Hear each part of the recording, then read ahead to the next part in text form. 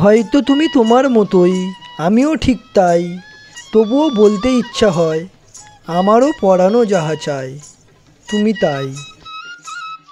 কবিগুরু রবীন্দ্রনাথ ঠাকুরের মাটি শান্তিনিকেতনের সাথে বাঙালির যে এক অন্যতম আবেগ জড়িয়ে আছে তা বলাই বাহুল্য। আর এই টান যেন এক ভালোবাসার টান, যে ভালোবাসা রয়েছে লাল মাটির সঙ্গে মিশে থাকা বাউল গানের সুরের টানে।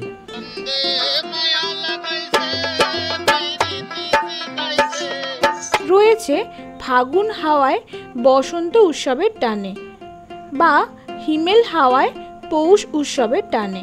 আছে খোয়াইয়ের হাটে ঘুরতে ঘুরতে মাদলের তালে পা মিলিয়ে সাঁওতালির নাচে নেচে ওঠার টানে।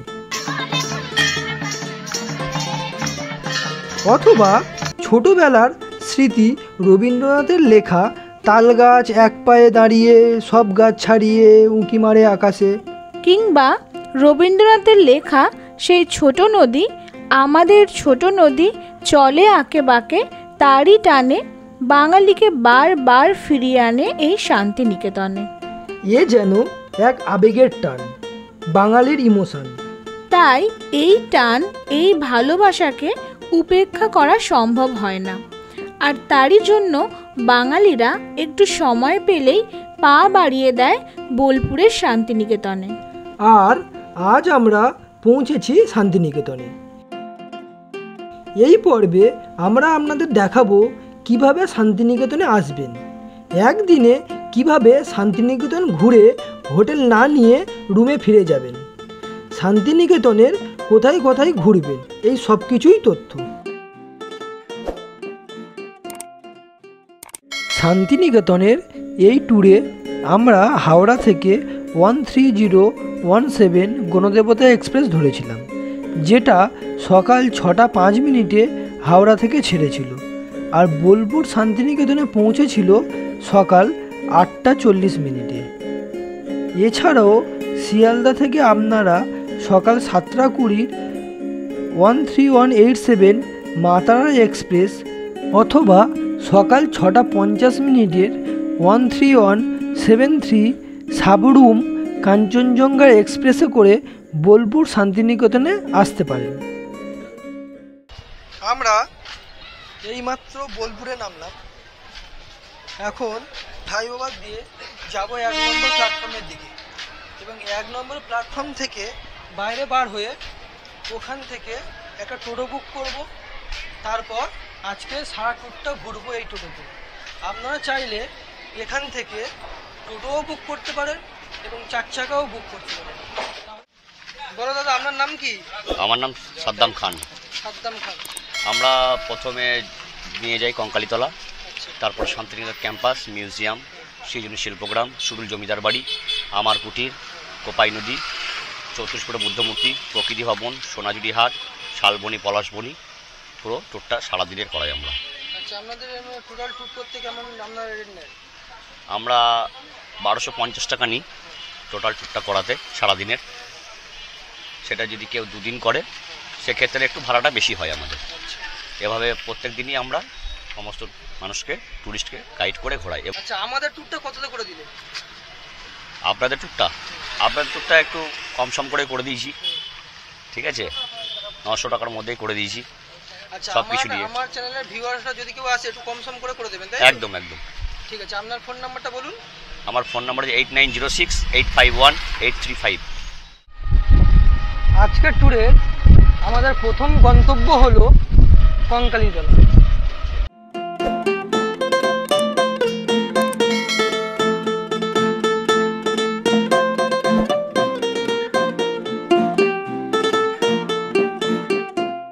দেখুন, কঙ্কালীতলাতে ঢোকার মুখেই রয়েছে এরকম পরপর দোকান, যেখান থেকে আপনারা কঙ্কালী মাকে পুজো দেওয়ার জন্য ভোগ প্রসাদ কিনতে পারেন এবং এখানে জুতো খুলে আপনাদেরকে যেতে হবে। এটাই হচ্ছে কঙ্কালীতলার মূল গেট। চলুন ভিতরে যাওয়া যাক।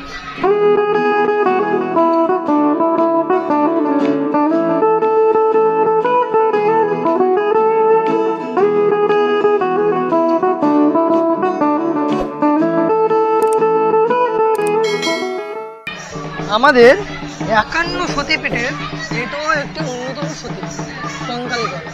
শেষ পীঠ, এখানে মায়ের সতী মায়ের কাক মানে কোটি, কোটি মানে কোমরের অংশটা, মায়ের পাশে যে পূর্ব সাইডে যে কুণ্ডু আছে, কুণ্ডুর জলের মধ্যে মায়ের সেই অঙ্গটা পড়ে আছে শিলামূর্তি।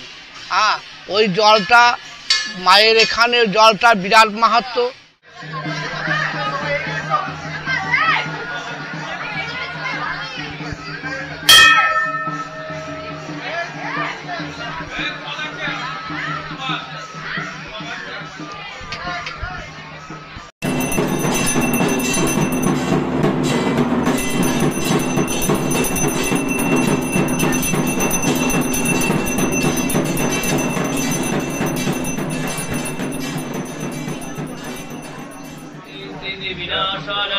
शक्तिभूते सनातने गुणाश्रये गुणामयी नारायणी नमस्तुते। দেখুন, এই মন্দিরে পুজো দিতে আসলে আপনারা যদি মায়ের ভোগ নিতে চান তাহলে এখানে আপনাদের কুপন সংগ্রহ করতে হবে। তার জন্য কি করতে হবে চলুন একটু জেনে নেওয়া যাক। আমাদের ভোগের নিয়ম কারণ হচ্ছে, আমাদের কুপন হচ্ছে 60 টাকা করে। এবারে 12টার সময় মায়ের ভোগ নিবেদন হয়, 12:30 থেকে আমাদের মায়ের ভোগ সেবা শুরু হয়। আমাদের মায়ের ভোগ হয় পুষ্পন্ন ভোগ, সেই ভোগ মন্দিরে নিবেদন হয় 12টার সময়। 12:30 থেকে আমরা ভক্তদেরকে বসিয়ে মায়ের ভোগ প্রথমে দেওয়া হয়, তারপর অন্ন, ডাল, 2 রকম সবজি, চাটনি, পায়েস। কঙ্কালীতলার এই পার্কিং জোনের পরেই পাশেই রয়েছে শিবের মন্দির। দেখুন মন্দিরটি কত সুন্দর। চলুন শিবের মন্দির থেকে একটু ঘুরিয়ে আনি।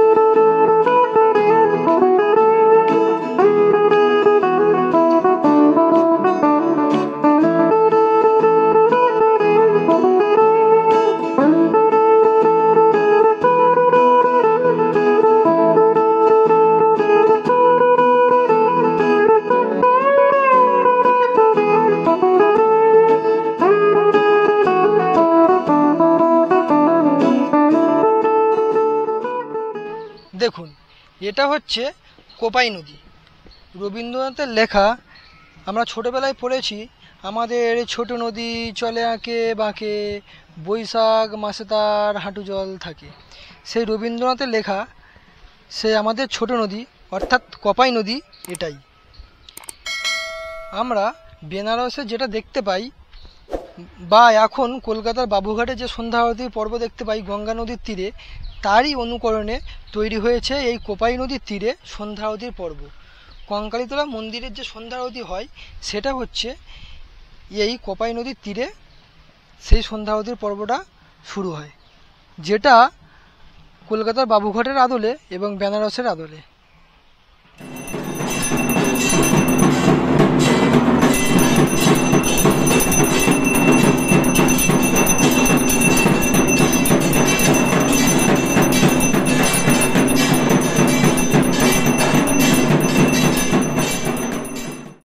আমাদের পরবর্তী গন্তব্য হলো আনন্দ পাঠশালা।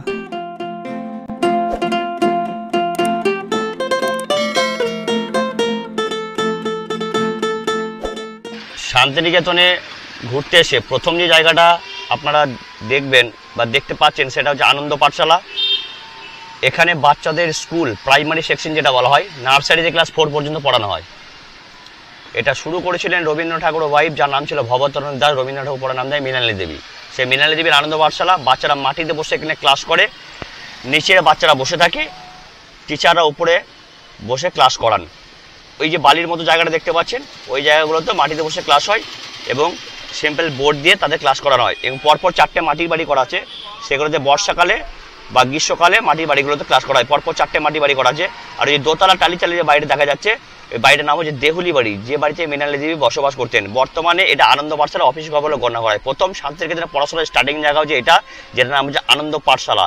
এরপরে যে জায়গাটা আছে ভেতর দিকে গাছের তলায় পড়াশোনা হয়, সেটা যে বকুলবীথি আম্রকুঞ্জে, সেটাকে বলা হয় পাঠভবন। এই আনন্দ পাঠশালা পরে যে পাঠভবন, যেটা ক্লাস 5 থেকে 10 পর্যন্ত পড়ানো হয়। তারপরে কলা ভবন, শিক্ষা ভবন, ফিজিক্যাল এডুকেশন ডিপার্টমেন্ট, জাপানি ভবন, উর্দু, আরবি, বাংলা, ফার্সি করে এরকম বিশ্বভারতী বিশ্ববিদ্যালয়ে 23 ল্যাঙ্গুয়েজে পড়াশোনা হয় টোটালটাই। প্রথম শুরু হচ্ছে আনন্দ পাঠশালা থেকে স্টার্টিং। আমাদের পরবর্তী গন্তব্য হলো 3 পাহাড়।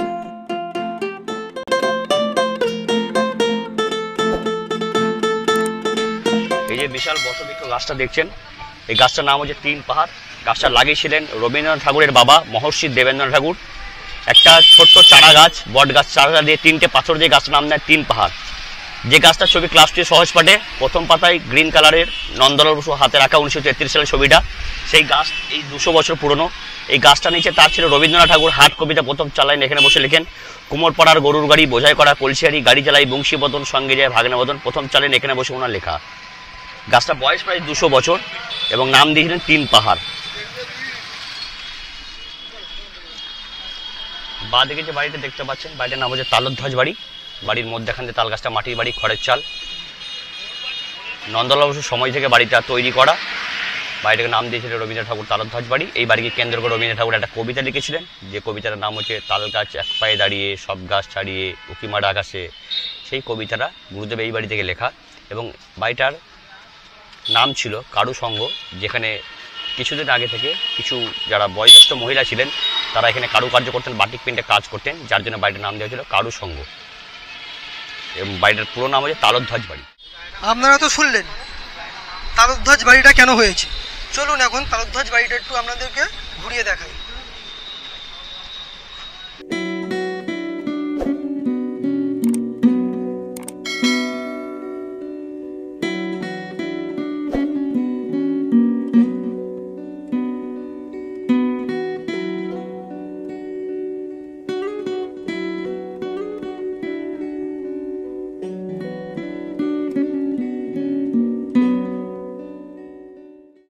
আমরা এখন এসে পৌঁছালাম রবীন্দ্রনাথের উপাসনা গৃহের সামনে।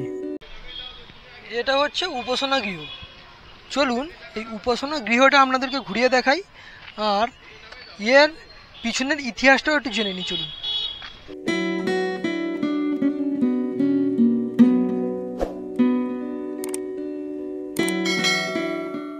এই যে কাচের ঘরটা দেখলেন আপনারা, যে ঘরটার নাম হচ্ছে উপাসনা গৃহ, যেটা তৈরির সময় ছিল 1891, 21শে ডিসেম্বর, 7ই পৌষ। এটা কাচের বাড়ি, বেলজিয়াম কাচ, ইটালিয়ান টালি। উপাসনা গৃহে বলা হয়। রবীন্দ্রনাথ ঠাকুর এবং ওনার বাবা মহর্ষি দেবেন্দ্রনাথ ঠাকুর, ওনারা ছিল ব্রাহ্ম সমাজের মানুষ, কোনো মূর্তি পূজা বিশ্বাস করতেন না। যার জন্যে ওনারা একটা দিন ঠিক করেছিলেন, সেটা যে প্রত্যেক বুধবারে সকাল 6:30 থেকে 7:30 পর্যন্ত, যেটা এখন প্রথাতে মেনে চলে, উপাসনা হয় বা প্রেয়ার মেডিটেশন হল বলা হয়।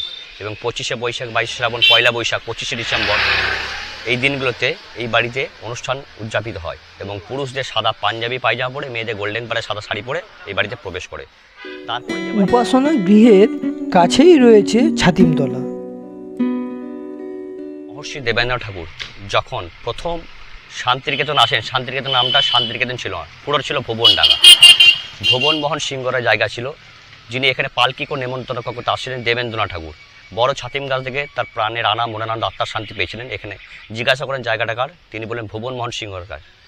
সেই ভুবনমোহন সিংহরের কাছ থেকে তিনি 16 আনা পয়সা দিয়ে প্রথম ছাতিমতলায় বসে শান্তিনিকেতনের চুক্তিপত্র করেন, 1 টাকা দিয়ে 20 বিঘা জমি। এই ছাতিমতলাটা যে প্রথম শান্তিনিকেতনের উৎপত্তি বা শুরুর জায়গা, তিনি ওখানে লিখে দিয়ে গেছেন, তিনি প্রাণের আনা মনানন্দ আত্মার শান্তি এখানে বসে বেছিলেন। তার পিছন দিক করে যে গাছগুলো আছে সেটাকে বলা হয় পাঠভবন। প্রথম 4 জন ছাত্রকে নিয়ে ক্লাস শুরু করেছিলেন, সেটা হচ্ছে বকুলবীথিতে।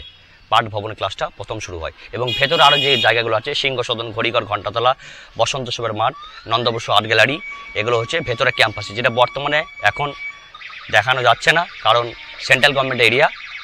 এখানে এখন ঢোকা বাড়ানো হচ্ছে কোভিডের পর থেকে, যার জন্যে প্রত্যেকটা জিনিস সামনে থেকে বলে দিলাম। এটা হলো ছাতিমতলা। চলুন একটু ছাতিমতলাটা ঘুরিয়ে দেখাই।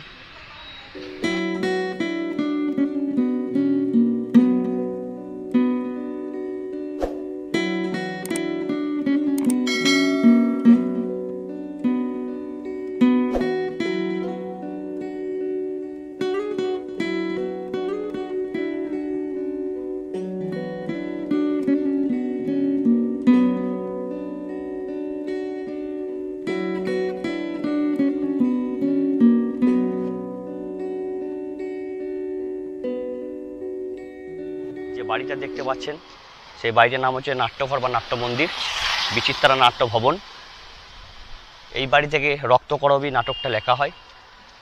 এইটা একদম উত্তরায়ণের কমপ্লেক্সের পাশেই হলরুমটা, যেখানে একসঙ্গে প্রায় 200 থেকে 250 স্টুডেন্ট একসঙ্গে বসে প্রোগ্রাম দেখতে পারে। সামনে স্টেজ করা আছে, বড় একটা হলরুম, যার নাম হচ্ছে নাট্যঘর বা নাট্য মন্দির। রক্তকরবী নাটকটা এই বাড়ি থেকে লেখা হয়।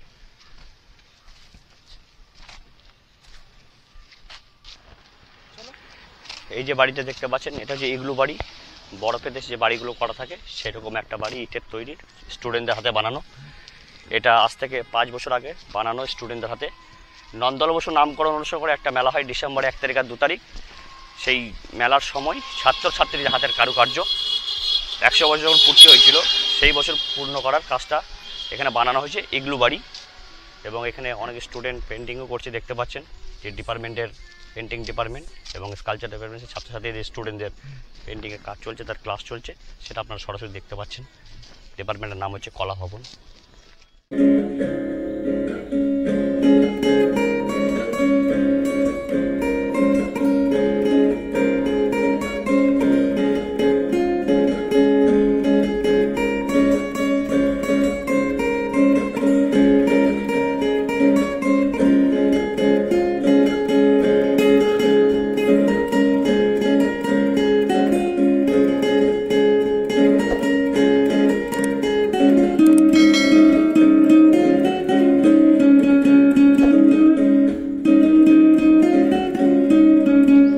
সামনে যে স্কালচারের কাজটা দেখছেন, এটা রামকিঙ্কর বেজ বিশাল ভাস্কর্য শিলালিপি স্কালচারের যিনি শিক্ষক ছিলেন, এই ডিপার্টমেন্টের শিক্ষক বলা যাবে না, প্রফেসর, তিনার হাতের তৈরি এই স্কালচার 1955 এবং 56-এ ওনার হাতের তৈরি অনেকগুলো স্কালচার আছে। তার মধ্যে এই একটা, যেটা নাম হচ্ছে সাঁওতাল পরিবার, যেটা সামনে ভাগে বাচ্চা, পিছনে মালপত্র, নিচে একটা কুকুর, পাশে ওনার স্ত্রী, ঝুড়ি মাথায় কোলে বাচ্চা নিয়ে।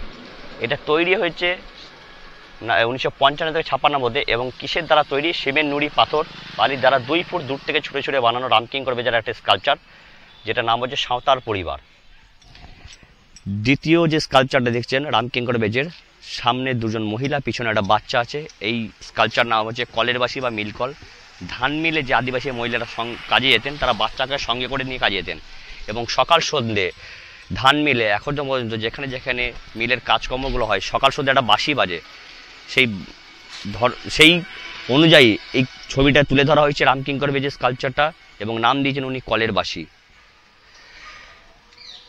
আমার ঠিক সামনে যে বাড়িটার নাম হচ্ছে প্রতীচি, এবং সামনের বোর্ডে লেখা আছে এটি সেন, ডক্টর অমর্ত্য সেনের বাড়ি। তিনি অর্থনীতিবিদ নিয়ে একটা নোবেল পুরস্কার পেয়েছিলেন ইকোনমিক্স ডিপার্টমেন্টের। তিনার বাড়ি এই সামনেটার, যেটা আপনারা দেখতে পাচ্ছেন ওনার ডিপার্টমেন্টের উল্টো দিকে। পরে অ্যাগ্রো ইকোনমিক রিসার্চ সেন্টার, যেটার ভিত্তি করে উনি নোবেল প্রাইজটা পেয়েছিলেন, ডক্টর অমর্ত্য সেন। উনি মাঝে মধ্যে আসেন, এখানে থাকেন। গ্রীষ্মকালটা খুবই কমই আসেন, শীতকালটাই এসে থাকেন বেশিরভাগটাই। বয়সও অনেক হয়ে গেছে ওনার। তারই বাড়িটা সামনে আপনারা দেখতে পাচ্ছেন। বাড়িটার নাম হচ্ছে প্রতীচি, এবং গেটে যেটা লেখা আছে এটি সেন, সেটা বাবার নাম হচ্ছে আশুতোষ সেন। আমাদের পরবর্তী গন্তব্য হলো সৃজনী শিল্পগ্রাম। চলুন সেই গ্রাম থেকে একটু ঘুরে আসি।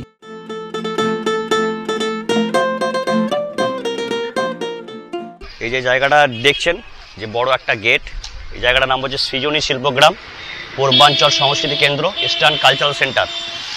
এখানে 9টা রাজ্যের মিউজিয়ামের মতো 9টা বাড়ি করা আছে, যেখানে আসাম, গুয়াহাটি, মণিপুর, আন্দামান নিকোবর, ত্রিপুরা, বিহার, ঝাড়খণ্ড এবং পশ্চিমবাংলার সমস্ত রাজ্যের কারুকার্য, কালচারাল কাজ করা আছে প্রত্যেকটা বাড়িতে। একটা রাজ্যে কীভাবে জীবনযাপন করে মানুষ, তারই কারুকার্য করা আছে। নাম হচ্ছে সৃজনী শিল্পগ্রাম। এবার সুন্দর একটা হাতের কারুকার্য, হস্তশিল্পের একটা ছোট্ট হাট বসে, যেটা ভেতরেই আছে সামান্য মাত্র টিকিট, এটার 30 টাকার টিকিট কেটে ভেতরে এন্ট্রি করে সমস্ত জিনিস আপনারা দেখতে পাবেন।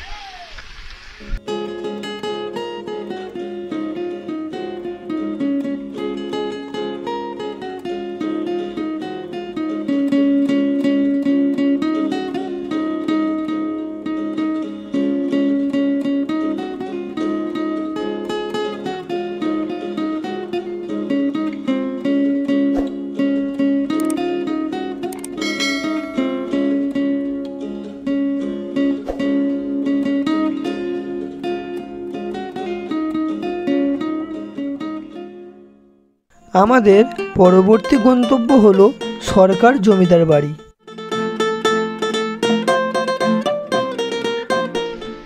এটা যে সুরুল সরকার জমিদার বাড়ি, এটা সরকার পরিবারের জমিদার বাড়ি, যেখানে সাজানো গোছানো জমিদার বাড়িটা, এবং এখানে খুব সুন্দরভাবে দুর্গাপুজো পালিত হয় এই সুরুল জমিদার বাড়িতে। বাইরে থেকে বহিরাগত প্রচুর মানুষ এসে এখানে পুজো দেখে, এবং এই বাড়িটা শুটিংয়ের কাজের জন্য ব্যবহৃত করা হয়। অনেক সিরিয়াল সিনেমার জন্য ব্যবহৃত করা হয়, যেমন রানী রাসমণি সিরিয়ালটা এখানে শুটিং করেছিল। এবং এনাদের পূর্বপুরুষের মানুষ যিনারা আছেন এখনও, এনাদের পিছন দিকে আরও ঘরগুলো আছে, সেখানে ওনারা থাকেন। আর এই দিকে যে বাড়িটা আছে, মন্দিরটা আছে, এটা হচ্ছে দক্ষিণেশ্বর আদলের মন্দির। এইটাকে বলা হয় বড় বাড়ি, আর ওইটা হচ্ছে ছোটো বাড়ি। এই দক্ষিণেশ্বর আদলের যে মন্দিরটা কাজ করা আছে, সেটা টেরাকোটার আদলের সব মিস্ত্রির দ্বারা কাজ করানো। ওটা হচ্ছে ছোট বাড়ি, আর এইটা সুরুল বড় বাড়ি বলা হয়। এটার নাম হচ্ছে সুরুল সরকার জমিদার বাড়ি। চলুন তাহলে রাজবাড়ির ভিতর থেকে একটু ঘুরে আসা যাক, আর ভিতরের চিত্রটা আপনাদের সামনে আজকে তুলে ধরবো। চলুন।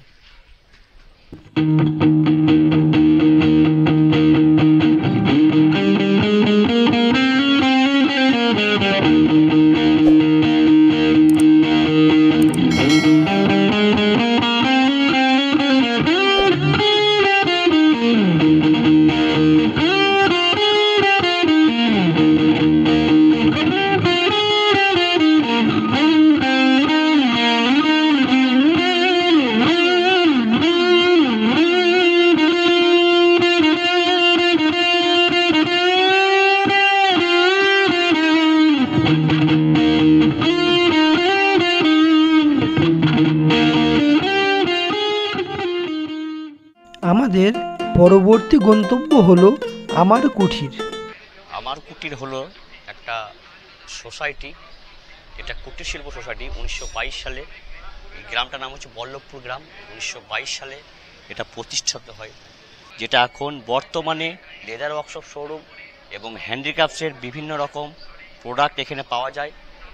যেমন এদিকটাই ছিল আগে বাটিকের বিভাগ, যেটা বর্তমানে একটু সাইডে করা হয়েছে, এখন ক্যান্টিন করা হয়েছে। এই হস্তশিল্প বাটিকের কাজগুলো এখন এদিকে হয়। এই বাটিকের প্রথম কাজ এই আমার কুটিরে প্রথম থেকে শুরু হয়, যেটা প্রতিষ্ঠাতা কবিগুরু রবীন্দ্রনাথ ঠাকুর সময় থেকে এখনও পর্যন্ত চলছে। সেটার এখন রুরাল ডেভেলপমেন্ট থেকে চালানো হয়। বর্তমানে এখানে আমার কুটির সোসাইটিতে ভেতরে আপনার বিভিন্ন রকম হস্তশিল্পের প্রোডাক্ট পাওয়া যায় এই সোসাইটির বা কুটির শিল্পতে। আমার কুঠির এত বড় একটি সোসাইটি, আর এখানে অনেক কিছু জিনিসই পাওয়া যায়। এই আমার কুঠির নিয়ে একটি ডেডিকেটেড ভিডিও অলরেডি আমাদের চ্যানেলে চলে এসেছে। আপনাদের জন্য সেই ভিডিও লিঙ্ক আরও একবার ডেসক্রিপশন বক্সে দিয়ে দিলাম, আপনারা চাইলে ভিডিওটি দেখে নিতে পারেন। আমাদের পরবর্তী গন্তব্য হলো 34 ফুটের বুদ্ধ টেম্পল। সামনে যে বুদ্ধ টেম্পলটা দেখছেন, এটা 34 ফুটের। বুদ্ধ টেম্পলটা বানানো হচ্ছে ওয়েলফেয়ার ফাউন্ডেশন থেকে বানানো। পিছনে একটা বোধবৃক্ষ গাছ আছে, তার সামনেই এই টেম্পলটা করা। আজ থেকে প্রায় 7-8-10 বছর আগে বানানো এটা। এবং এখানে বৌদ্ধিষ্ট একটা আশ্রমও আছে, সুন্দরভাবে সাজানো গোছানো, যেটা বর্তমানে এখন নতুনভাবে রূপান্তরিত হয়েছে। এবং প্রত্যেক বছর এটাকে রিপেয়ারিং করানো হয় বা পুনরায় রং করা হয়। পুরোটাই সিমেন্টের টেম্পলটা। অষ্টাঙ্গিক মার্গ যে পঞ্চশীল আছে, সেটা আপনারা গিয়ে বিস্তারিত দেখতে পাবেন। ওখানে সমস্ত কিছু দাদা দেখাবেন। এই বৌদ্ধিষ্টের 34 ফুট বুদ্ধমূর্তি এবং ওনাদের দুটো স্তূপও করা আছে যে চিহ্নিত, এবং গেটও খোলা আছে। সমস্ত পর্যটক এসে সচরাচর নিজের চোখে দেখতে পারবে। আমরা এখন আছি প্রকৃতি ভবনে। এটা হলো প্রকৃতি ভবনের মূল এন্ট্রান্স। চলুন ভিতরে যাওয়া যাক আর প্রকৃতি ভবনটা একটু ঘুরিয়ে দেখাই।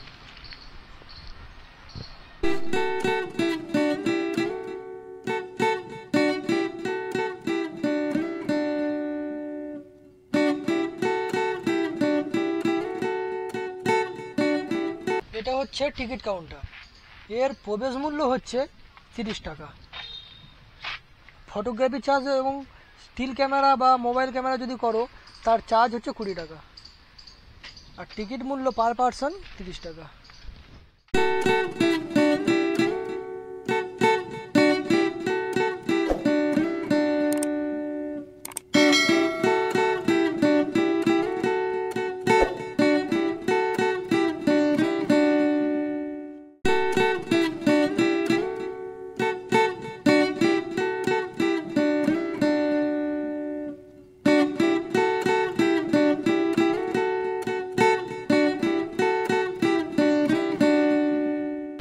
এখন বাজে দুপুর 3টে। সোনাঝুরি হাটের পাশের একটি রেস্টুরেন্ট থেকে আমরা আজকের আমাদের দুপুরের লাঞ্চটা সেরে নেব। চলুন যাওয়া যাক আজকের লাঞ্চটি সারতে। আমরা লাঞ্চে নিয়ে নিয়েছি মাছ ভাত। তার মধ্যে আছে এখানে ডাল, আলু পোস্ত, মাছের কারি, এদিকে আছে পাঁপড় এবং বেগুনি।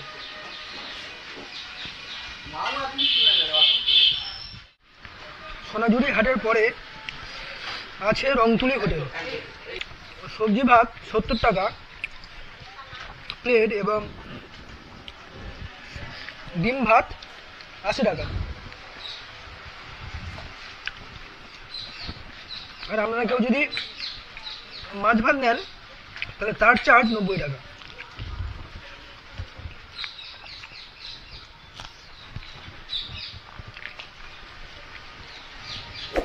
এখানে খাবারের কোয়ালিটি খুবই ভালো এবং হোমলি অ্যাটমসফিয়ার। আমরা এখন এসে পৌঁছালাম সোনাঝুরি হাটে।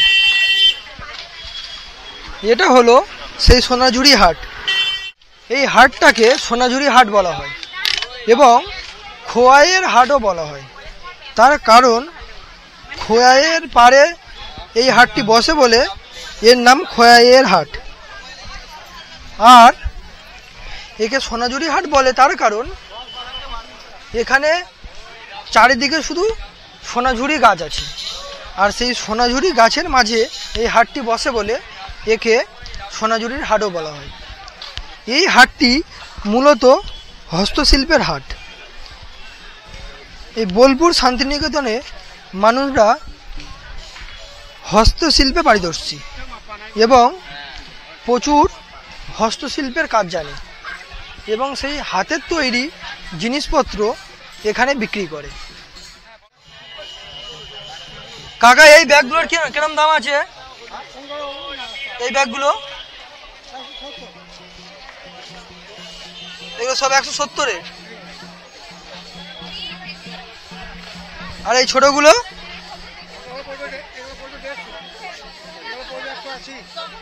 এগুলো 180। এইগুলো স্টিচের, কাঁথা স্টিচ।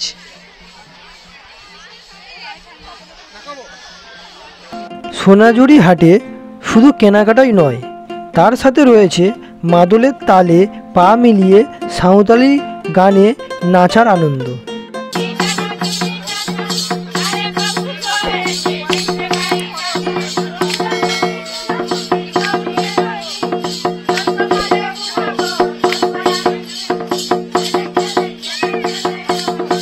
তার পাশাপাশি রয়েছে বাউল গানের মজা।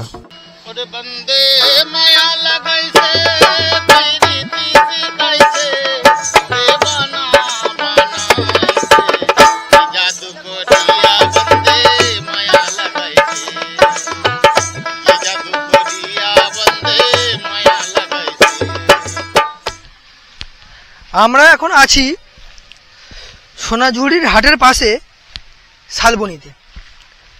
এটা হচ্ছে সেই শালবন, চারিদিকে শুধু শাল গাছের সারি। এই শালবনীতে আমাদের বিখ্যাত চলচ্চিত্র এবং মানুষের মনকাড়া চলচ্চিত্র বেলা শুরু এখানেই হয়েছিল এবং বেলা শেষেও এখানে হয়েছিল, সেই বিশ্ববিখ্যাত ছবি। চলুন তাহলে শালবনটা একটু ঘুরিয়ে দেখানো যাক।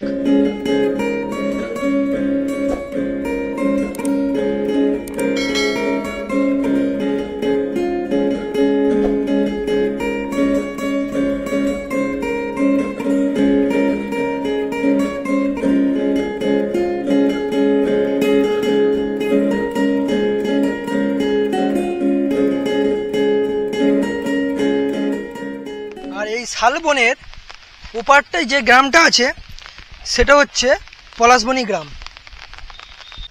তাহলে চলুন আমরা এখন পলাশবনী গ্রাম থেকে ঘুরে আসি।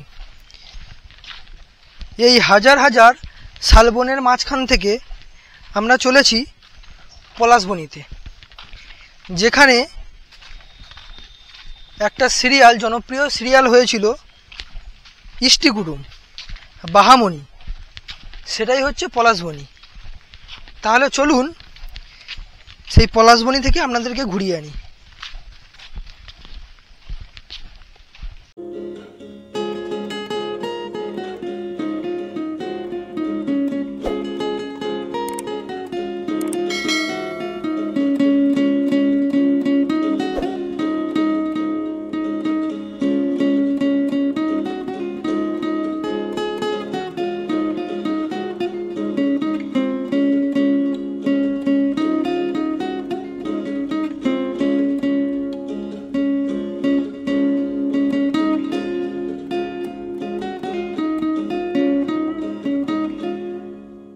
সারা দিন ধরে শান্তিনিকেতন ঘোরা হয়ে গেলে সেই রিজার্ভ করা টোটো বা 4 হুইলার গাড়িতে করে চলে আসুন বোলপুর শান্তিনিকেতন স্টেশনে।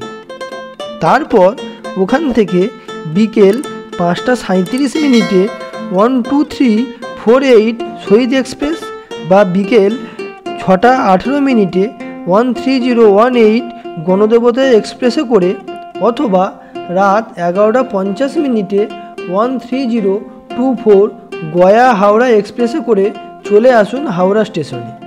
তারপর বাড়ি ফিরে যান। তাহলে আজকের পর্বটি এই পর্যন্তই। ভিডিওটি ভালো লাগলে একটি লাইক করে দেবেন এবং শেয়ার করবেন, আর চ্যানেলে নতুন হলে চ্যানেলটি সাবস্ক্রাইব করতে ভুলবেন না। ফিরে আসছি নতুন একটি পর্ব নিয়ে। ততক্ষণে আপনারা সুস্থ থাকুন। ধন্যবাদ।